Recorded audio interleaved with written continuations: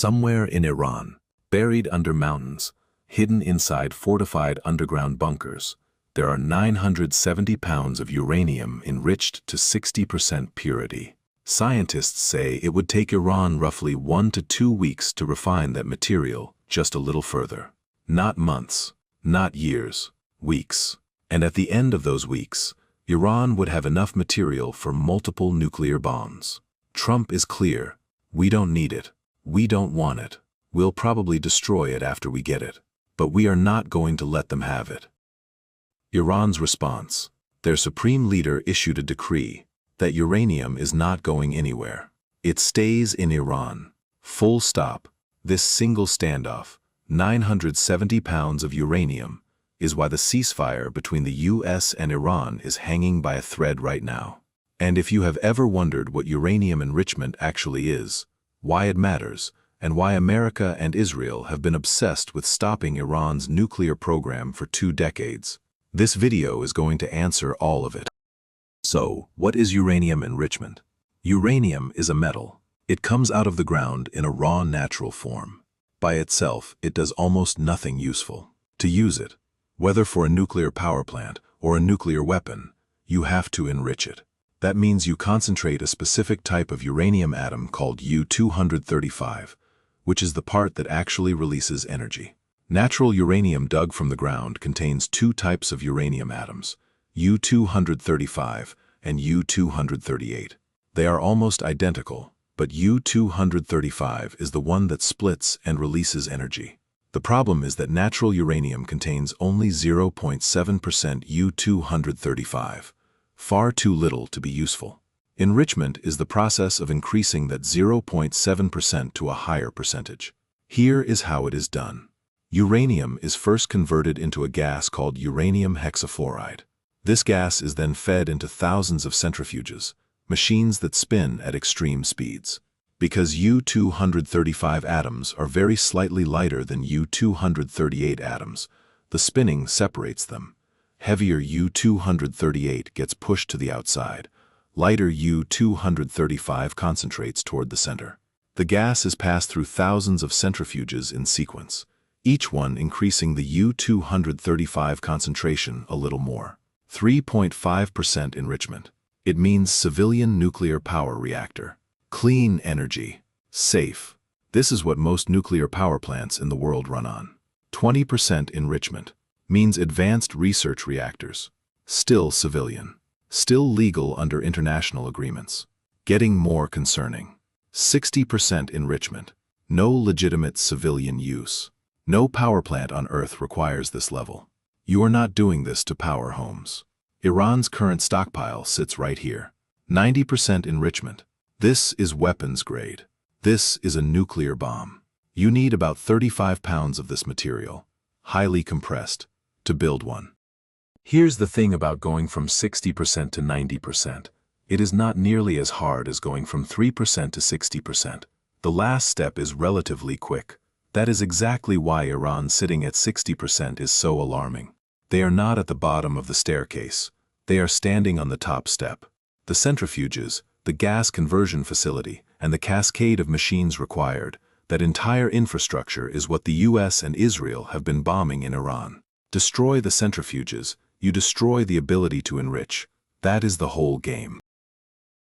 Now here's the part that makes this story genuinely ironic. Iran's nuclear program was started with American help. In 1957, the United States signed a civilian nuclear cooperation agreement with Iran, back when Iran was an American ally under the Shah. America provided Iran with a research reactor, training, and technical knowledge. The whole idea was Eisenhower's Atoms for Peace program, sharing civilian nuclear technology with friendly nations.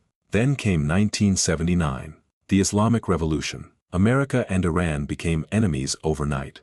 The US pulled out all nuclear cooperation, but Iran kept the knowledge. And over the next 4 decades, quietly and stubbornly, it rebuilt its nuclear program, this time with help from Pakistan's rogue nuclear scientist A.Q. Khan, from China, from Russia.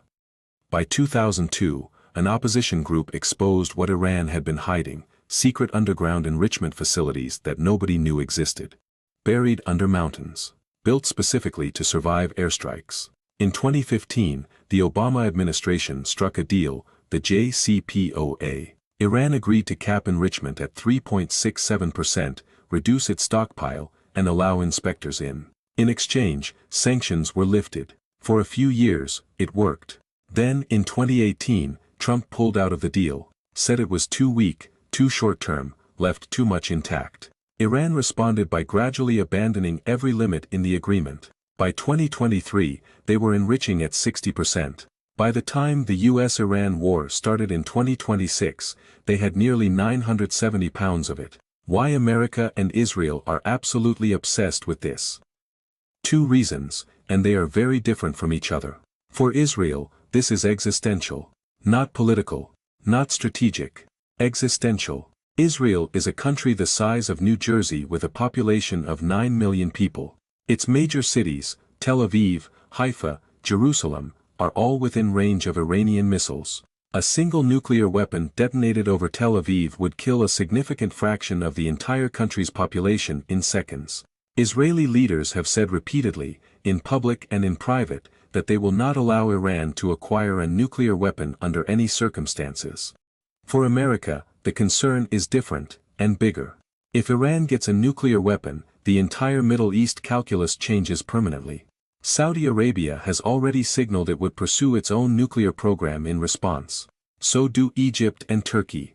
The region that already has more conflict than anywhere on Earth suddenly has multiple nuclear-armed states pointing weapons at each other. Every military operation America runs in the Middle East, every aircraft carrier, every base in Qatar and Bahrain, suddenly exists under a potential nuclear umbrella. The cost and risk of American military presence skyrockets overnight. And here is the third reason nobody says out loud. Iran funds Hezbollah, Hamas, and the Houthis. If Iran has a nuclear weapon, every proxy group it supports operates under nuclear protection. Israel cannot respond to a Hezbollah rocket attack the same way if doing so risks provoking a nuclear-armed Iran. The entire regional power balance flips. Trump has said the Iran war was about stopping terrorism, protecting American ships in the Strait of Hormuz, and degrading Iranian military capability. All of that is true, but the uranium is the piece that started everything. The Mirror reported this month that Iran's uranium stockpile was, quote, one of the major reasons for the start of the war. The US and Israel have been watching Iran's 60% enrichment stockpile grow for years. The IAEA, the international nuclear watchdog, was being denied access to facilities. Iran was installing new advanced centrifuges. Every calculation pointed the same direction. Iran was a few weeks from being able to sprint to a bomb whenever it chose.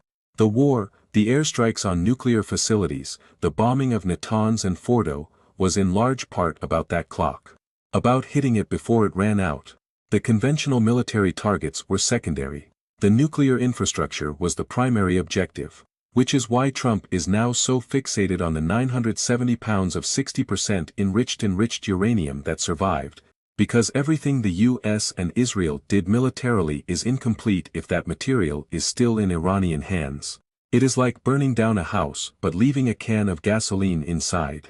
US and Iran are still at loggerheads, and talks are going on and off repeatedly. Trump called Iran's latest proposal a piece of garbage and said only stupid people would think he would accept it. He wants the uranium out of Iran entirely, handed over or destroyed. Iran's supreme leader says it stays. A Trump spokesperson confirmed this week that if Iran does not meet US terms in the coming days, renewed strikes are on the table. 970 pounds of uranium. Few weeks from bomb grade. A ceasefire hanging on whether Iran hands it over. The country that America helped build a nuclear program for, back in 1957 when they were allies, is now the country America is threatening to bomb again if it will not surrender that same nuclear material. History does not repeat, they say, but sometimes it rhymes in ways that should make everyone uncomfortable. If this made it clearer, subscribe and drop your thoughts below.